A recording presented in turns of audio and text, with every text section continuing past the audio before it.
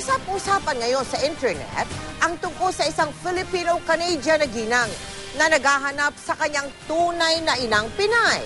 Kilalanin natin siya sa pagtutok ni Rida Reyes. Ang mga larawang ito na lang ang nagsisilbing alaala ng Filipino-Canadian na si Mary Ann Mullen, 54 anyos ng kanyang kabataan. Sa loob ng 5 dekada, ang kinilakhan niyang mga magulang na Canadian nationals ang inakala niyang tunay niyang magulang. Pero kamakailan lang, nadiskubre niya ang katotohanang matagal na ikinubli sa kanya.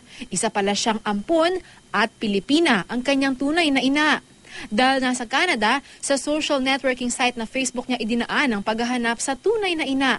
Sa pamamagitan ng larawang ito at ang Facebook account na Help Mary Ann Find Her Mother, ipinanawagan ni Mary Ann ang kanyang inang si Constancia Hernandez, 74 na taong gulang. Isang Dr. Enrique Matias daw ng De Ocampo Medical Center ang nagpaanak sa kanyang ina. Mabilis na kumalat sa Facebook ang larawan na ngayon nasa mahigit 2,000 likes at 12,000 shares. Tinungo namin ang nasabing ospital sa Santa Mesa, Maynila. Sa record section, nakumpirma ang pangalang hinahanap namin. Nakalagay dito yung pangalan, yung address, yung panganganak niya, kung sinong doktor. Tsaka yung pangalan ng bebe, yan. 1959, ano? 59. So, confirmed? Oo, confirm na nandito siya. Bukod dito, nakasaad din ang isang address sa Pasay City.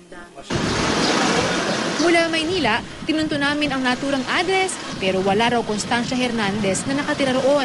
Sa aming paghihintay, lumapit ang lalaking nagsabing may kilala raw siyang Constancia sa kalapit na kalye. Pero nang aming puntahan, ibang Constancia pala ang kanyang tinutukoy. Maging sa Commission on Elections o COMELEC, ipinagtanong namin ang ina ni Mary Ann. Wala po talaga. Kung Pilipinas ka na yung ano. Wala pong Constancia Hernandez? Apa, wala. Sige. Thank you, ma'am. Apa.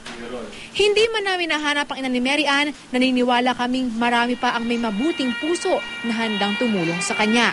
Para sa mga makapagbibigay impormasyon, maaari mag-iwan ng mensahe sa helpmaryanfindhermother@gmail.com. Rida Reyes, Nakatutok, 24 Oras.